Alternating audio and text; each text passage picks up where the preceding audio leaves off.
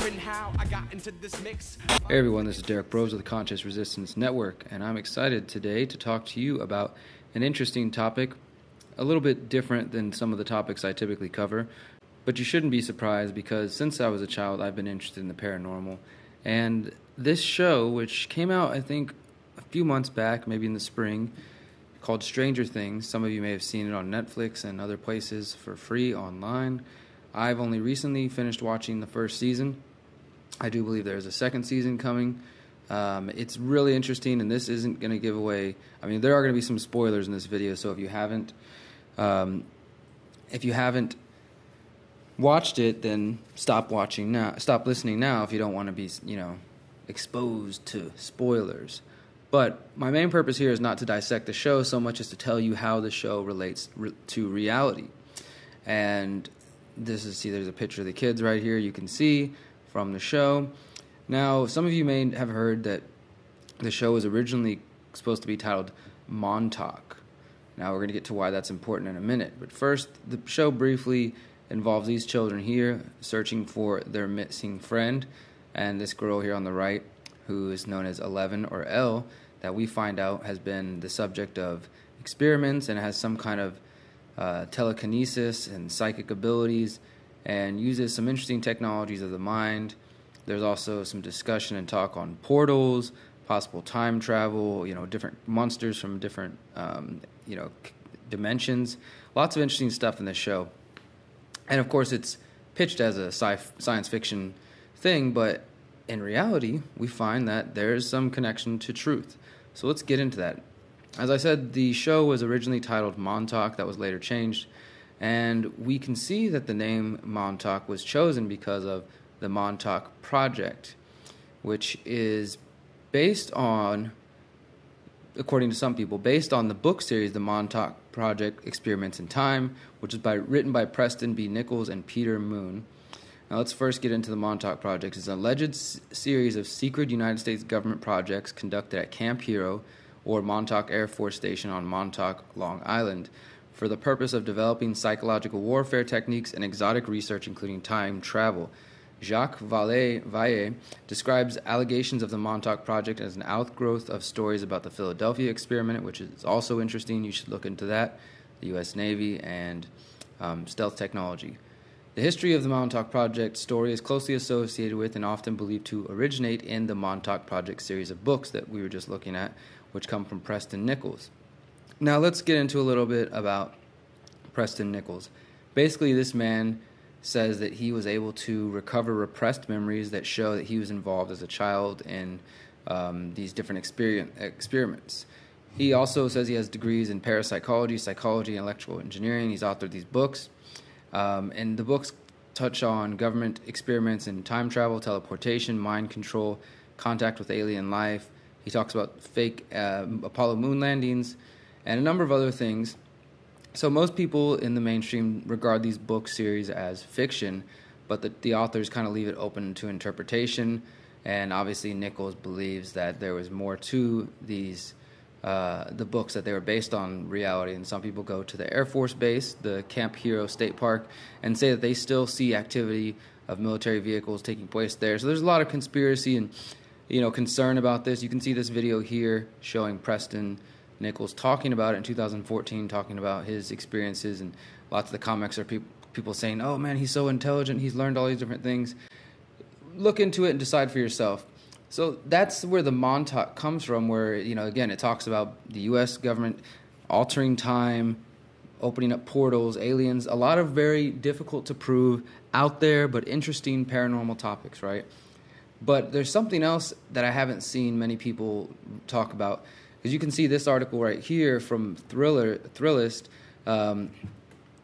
shows inside the real-life time travel experiment that inspired Stranger Things. This does a great job of going deep into the Montauk Project book series and all the different things that they talk about, as well as the Philadelphia experiment. So check that out for those who are interested in that angle and how that relates to Stranger Things. But one aspect that I've seen totally absent in the analysis of this show, especially when looking at how it connects to real life, is discussion of the remote viewing programs. So basically, remote viewing is the practice of seeking impressions about a distant or unseen target using subjective means, in particular, extrasensory perception or sensing with the mind. And according to Wikipedia and the mainstream, there is no credible scientific evidence that remote viewing works, and the topic of remote viewing is regarded as pseudoscience.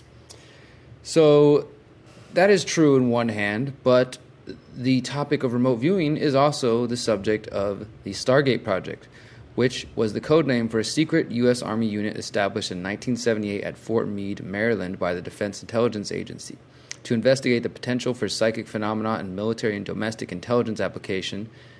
And this is basically part of the Cold War mentality to spy on your enemies. Or the U.S. government wanted to see if they could spy on China and Russia and other nations. The Stargate project work primarily involved remote viewing, the purported ability to physically see events, sites, or information from a great distance.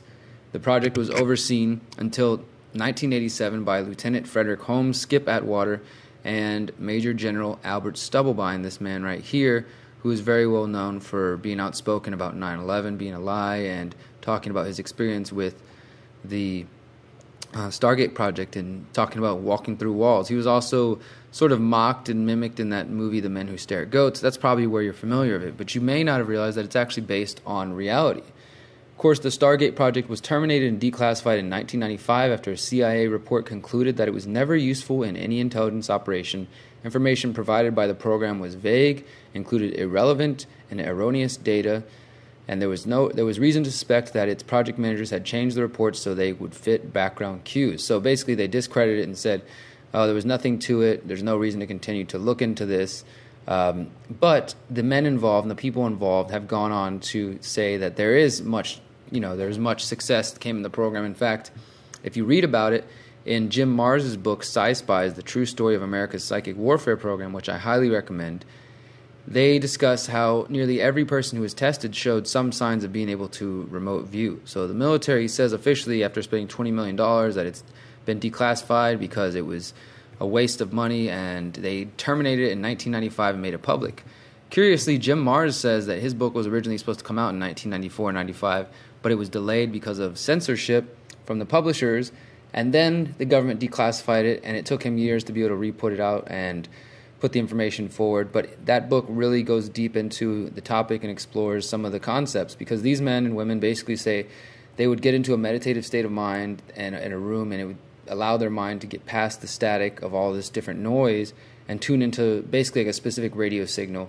And using this process, they would guide themselves through being able to see, hear, smell, taste, touch, physically be at the place that they were projecting to. And sometimes this would start with them passing envelopes of simple objects or images that they could replicate and draw. And then eventually it got to something known as coordinated remote viewing.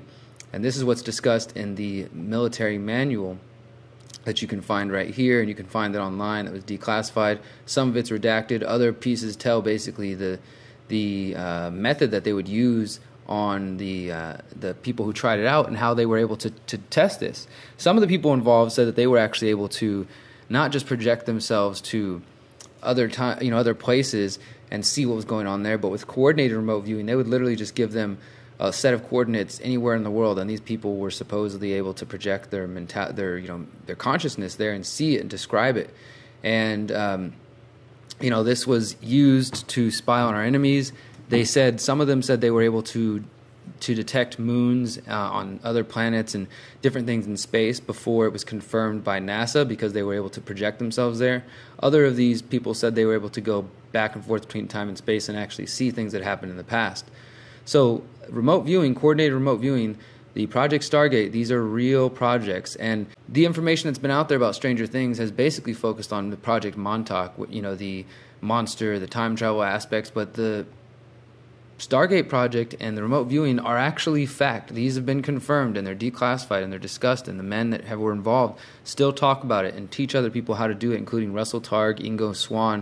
Of course, some people say they're just snake oil salesmen. I believe that there is something to it. I do highly recommend checking out Jim Marrs' book, Spies, The True Story of America's Psychic Warfare Program, and also checking out this manual here.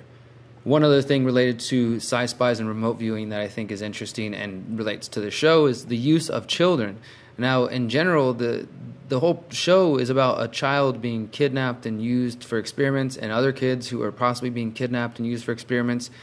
And if you look out there, the research shows that these elitists, these sick, pedophile, parasitic class in the world, they actually do have these child sex rings, and there are children who are kidnapped, and some people suspect various state institutions like foster homes and others of taking children and using them for experiments, and that's happened in the past. So one of the remote viewers actually said that he was able to communicate with another person that was remote viewing, and it was actually a child. She was Chinese, and he said she communicated to him that the Chinese were using children because they're, I guess many people believe children are pure and their psychic energy, their mental energy is strong and not diluted. So this guy said that the Chinese government were also testing the program, but they were using children. And that's just another aspect that kind of connects to Stranger Things. And one more thing, in Stranger Things, Elle is actually shown in a sensory deprivation tank, similar to this, but much deeper. And these were developed by a man named John C. Lilly, who did a lot of work on flotation tanks, sensory deprivation tanks, involving, he would use LSD, he tested dolphins, he tried to communicate with dolphins, did a bunch of interesting work in what were known as isolation tanks, sensory deprivation, and sometimes known as flotation tanks, and more look like this now. So if you haven't seen his work or know anything about him, look into him. That's something that they did show as well in Stranger Things that kind of reminded me of this man. So there's truth in Stranger Things. So go on, do your homework, check out the Montauk Project, check out the Spies, remote viewing, Stargate Project, check out John C. Lilly, and let me know what you guys think. And if there's anything else I missed, please feel free to share that with me. I do think that it's interesting to look into the remote viewing aspect specifically because the Montauk Project is based on just a handful of people and their supposedly repressed memories reappearing. I'm not completely doubting that that can happen, but for me as a journalist, I need something a little more solid. And these issues, remote viewing, the Stargate Project, John C. Lilly, are factual and they are connected to Stranger Things. So hope you enjoyed this. Thanks for checking out The Conscious Resistance. Remember, you are powerful, you are beautiful, you are free. Peace.